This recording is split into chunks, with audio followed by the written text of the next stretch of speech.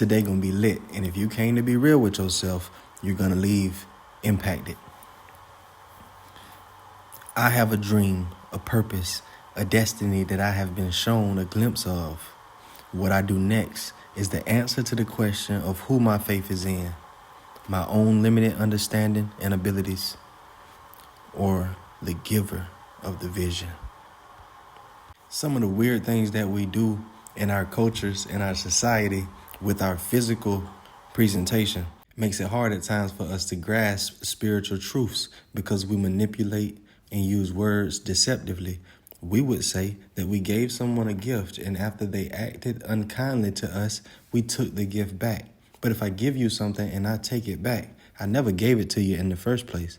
If I was still in a position to retrieve it back from you, I never gave it to you. It was more of a loan, a borrow. And we are such conditional people. We are such conditional beings that when someone changes their presentation towards us, or the benefit of a person moves and from us to some other place, we try to find all the beneficial things that we provide so that we can stop it, so that they can feel the presence of our absence. And hopefully they come back to their senses and they remember, oh, this is someone who's so important. I should never have neglected them. When I neglected them, my life fell apart and I had to run back to them. But how can you convince yourself that you care about people when you wish for such outcomes? Understand, if you wish them into a situation that they need to be saved from, you did not do that because you care about them. You did that so that you could save them or appear to save them, so that you can have value or appear to have value. Something takes place at the house. It wraps our mind up. We get locked inside of our imagination and entertaining the legion of voices, and we get in our car and we say we went somewhere. I went to Walmart. But inside of the store, I was still wrapped up in my thoughts. I didn't see anybody. I didn't really register any faces. I didn't interact with anybody. I was far from a human amongst the people that were in Walmart. My presence was elsewhere. So did I ever really go to Walmart? Or is that just something that we say because we got in the car and took our bodies to Walmart? See, people like to pretend like when you're being technical, you're being difficult. But when you're being technical, you're being accurate, you're being factual. And when you're factual, it's harder to be emotional.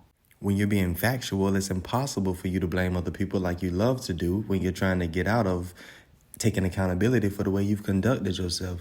And that's why you rather pretend like this is beyond you at times, because it's not always convenient to stay in alignment with facts and reality. Sometimes I get a craving to feel a certain way that I have to deny the truth of reality to even get access to. I don't feel depressed. The truth about myself never leads me to feel depressed. The truth of my circumstances never leads me to feel overwhelmed.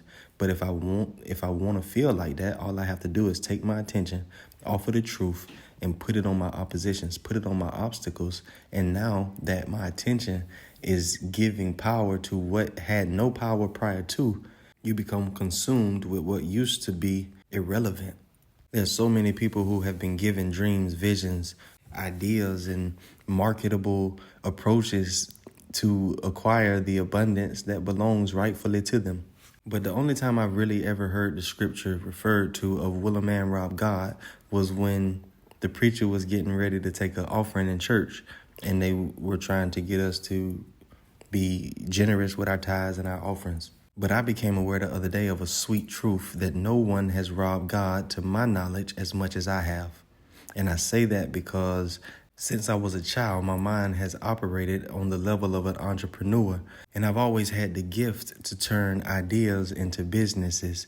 But over the course of time, I developed some fixed ideas about this world, about people, about myself, and they became my core beliefs. And my core beliefs began to interrupt the flow of the divine ideas that would come down into my awareness. And as I would sit on those ideas and do nothing with them, eventually I would see the idea pop up elsewhere by somebody else. You have to understand that the things that you think, the ideas that come to you, are not unique to you. The mind is universal. There is only one mind, and that mind is within everyone, and everyone is within that mind. The quicker you can get to an understanding of that, the quicker you can partner with that truth, the easier life will flow for you, and the less you'll find yourself striving and fighting against a system of universal principles that is immovable and will never change. Oftentimes, what's the difference? What is the thing that allows one person to move on the divine idea and causes another person to be stuck looking at it so long until it becomes a nightmare, plaguing their everyday existence, constantly causing them to obsess with what they don't have to produce it yet, and causing them to chase the illusion of acquiring everything that they believe they need to pull it off. Now, if you were asking opinions, you would get a bunch of different answers. Some people would say, well, the person who was able to pull off the idea had the right knowledge into how to convert an idea into a business, and the execution was right. And the other person probably dropped the ball at some point. But to be honest, the ball is picked up and secured or dropped or fumbled long before the process of a business plan is ever began. When the idea comes, when the idea is gifted to the receiver, now the receiver's reaction is dependent on the receiver's level of faith or the receiver's level of confidence in who the giver is and what the giver would give. This is why you cannot leave it up to religion or your superstitious beliefs as to who the giver is and who the receiver is to the giver. Most importantly is always the level of integrity in the giver. If I have no confidence in the giver to give me a good gift, then I probably won't even open the box. You can see this on a microscopic level in your text message threads. If you get a text message from somebody who you have no interest in or little confidence in to say something of value, you pay very little attention to that text message and you liable to skim it rather than read it. If you open it, for those who are really growing and challenging themselves in the process of releasing and letting go of broken paradigms that have plagued their life and caused them to create undesirable outcomes, for those people, not the people that come and listen to 32 seconds and leave. I'm talking about the people who are really engaging in the active process of applying the information. I want y'all in the comment section to let me know how many unread text messages you have. Let me know what that number says every time you go and open a message from someone who you want to enjoy or who you believe is saying something that will lead to your fulfillment. You act just like it's not there. You act just like it don't say 97 unread messages right there. But you've come to the conclusion that those 97 messages, those 32 messages, whatever yours say, aren't important in the pursuit of what it is that you desire to acquire, which is why you haven't opened it. And a lot of times you do that with the ideas that you get from the divine source where you come from. In all my life, I've been hearing those divine ideas and I've been taking hold of them, writing them down, breaking them down into micro actions and trying to convert them into side hustles. And that's why I said earlier that I don't know anyone who has robbed God the way I have. We're promised abundance. We're promised prosperity. We're promised peace. And we're promised provision.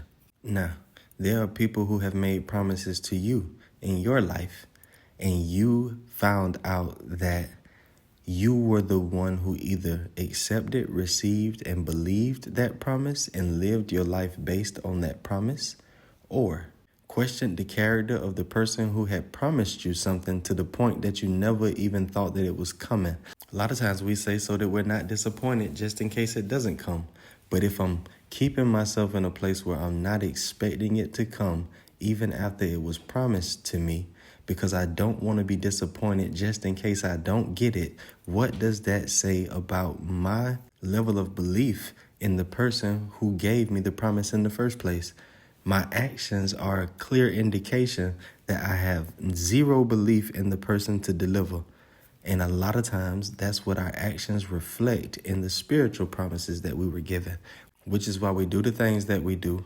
We make the compromises that we make with our physical presentation, even though we simultaneously with our mouths say things that contradict the very way we conduct ourselves physically about what we believe the spirit realm to be. There's no way that I would get up and go to a job that I hated if I really believed that I had a Father in heaven who instilled abundance within me. There's no way that I would spend my entire life skipping around from person to person looking for somebody to please me to the degree that I could label it love because they satisfied my desires so much as I did nothing in return. Our ignorance of the truth leads to our dysfunction inside of the physical presentation. Everything that you've been trying to correct in the physical presentation can be ultimately reversed if you will take the time to reprogram your mind, this time without you micromanaging the process and guarding everything you believe that you know already from being touched by the things that you are coming in contact with that you've never heard. There's no such thing as a student that is anxious to learn, but also desperate to keep their existing belief systems in place. That's not what a student looks like, and we all should be students of life. There is a teacher that has been embedded in each and every one of us that is perfectly and wholly equipped to teach you everything that you need to know or everything you desire to know along your physical journey. But at what point are you going to recognize that you were trained to look into a world full of illusions and find truth? When are you going to accept the fact that you are not going to move forward ever looking backwards? If I really have a hunger for change and I come to the conclusion based on factual observations about myself that my habits are the very thing that keep me from progressing towards my goals, then if it is change that I desire, I will abandon my habits to acquire what it is that I desire. You have never wanted anything and done nothing about it. When you want to eat, like really want to eat, you go get some food, whether you got money or not. When you want to talk to somebody, whether they're listening to you or not, you're going to get it off your chest. You never develop a true desire and not move on it. You will do weird things to people that you love when you really get a desire on your mind. And that's why it's so important to not live by them, because it is impossible for me to genuinely love another person when the ultimate thing that I'm concerned with is the fulfillment of my desires. And we like to call stuff like that self-love, but that's not self-love, that's self-satisfaction. That's spiritual masturbation. At the end of the day, I'm not judging you. I don't blame you. I went through it myself. People seem to be our problem. We all seem to get into a space of life where we ultimately say things like we heard others say, where we say, I don't really like people. I really rather be alone. I don't like going out. I'd rather hang out with myself or just my little select group of people. And I'm happy to tell you that you don't have a problem with people. People get wrapped up in the illusions of who they believe themselves to be. And as they assume, it hardens into fact for them.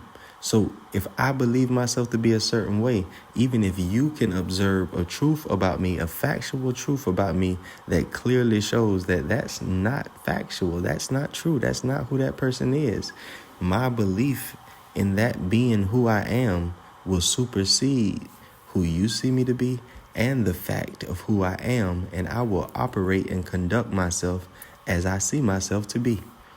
You will never outperform your own self-image. As a man thinketh, so is he. Not as a man thinketh, so is the truth of himself. As a man thinketh, so is he.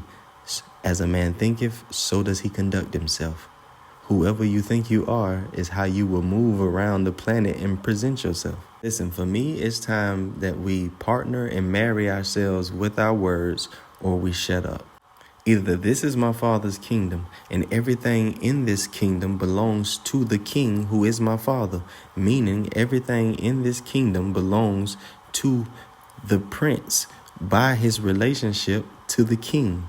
Everything here is something that I will directly inherit because of the relationship that I have with the owner.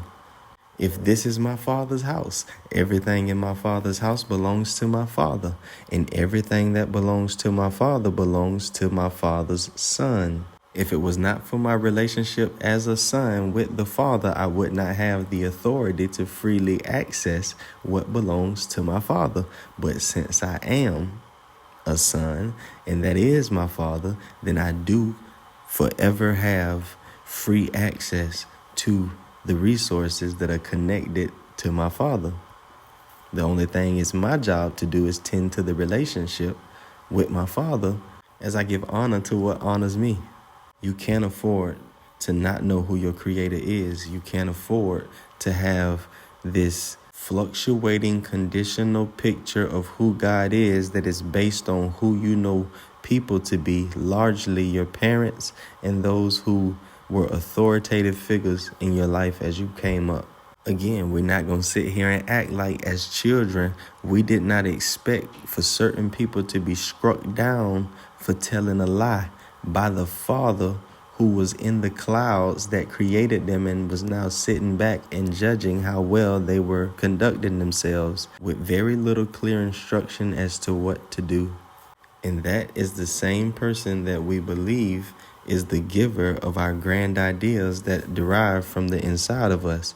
Is it still a mystery why there's so much pressure and so much striving associated with the process of translating a divine idea into a business or into a reality? We clearly just showed that we believe the giver to be a conditional judge that's sitting back waiting to strike us down if we do the wrong thing.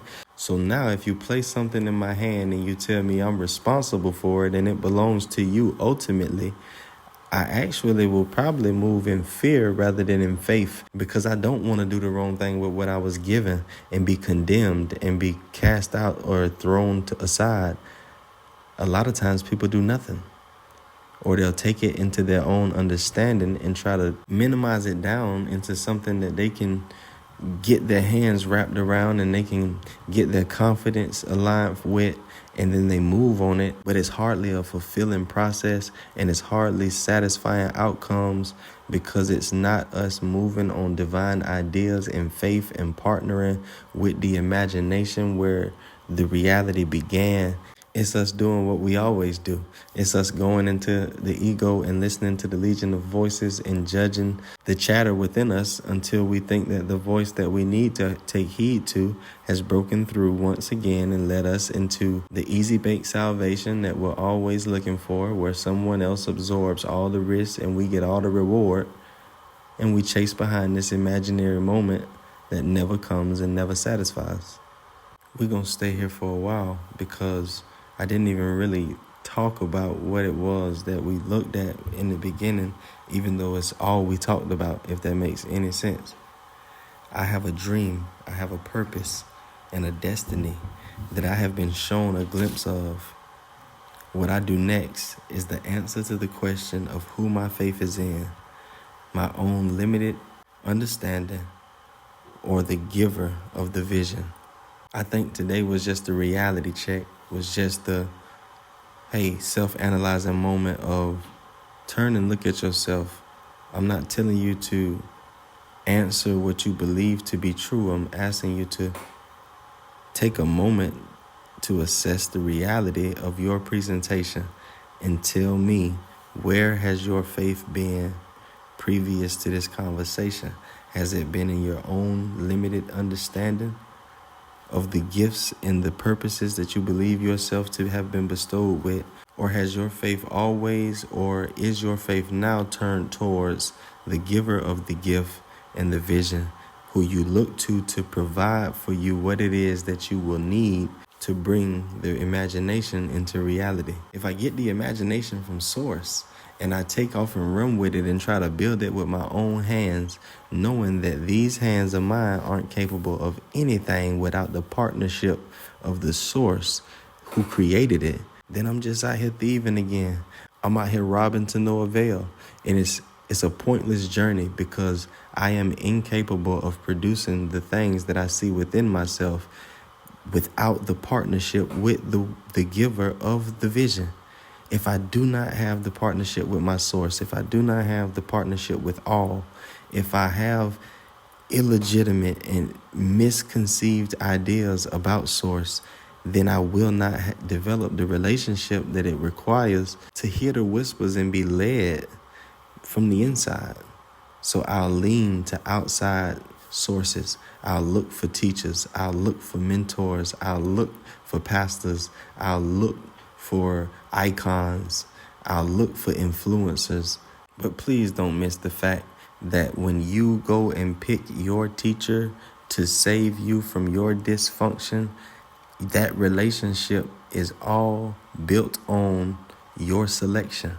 You're not going to choose someone who's going to challenge the parts of you that you don't want challenged. And many times, it's the parts of us that we do not want bothered that bother us the most. It's the parts of us that we're most comfortable with and that we think are most beneficial to us that do us the most harm. For instance, I had the idea when I was dealing with many financial issues that people are an expense. So until I get some money secure, I'm going to disconnect from people. But as an entrepreneur, to be antisocial is to be anti-money. So my core belief of people being expensive led me to disconnect from the very people who would have led me or could have led me into the beginning phases of prosperity, where I would have heard the whispers from the inside to call to myself the abundance that belongs to me by strategic ways. You didn't just accidentally become this dysfunctional version of yourself, and you're not just going to accidentally heal it. You're not just going to accidentally bump into the awareness of yourself. You're not going to accidentally wake up.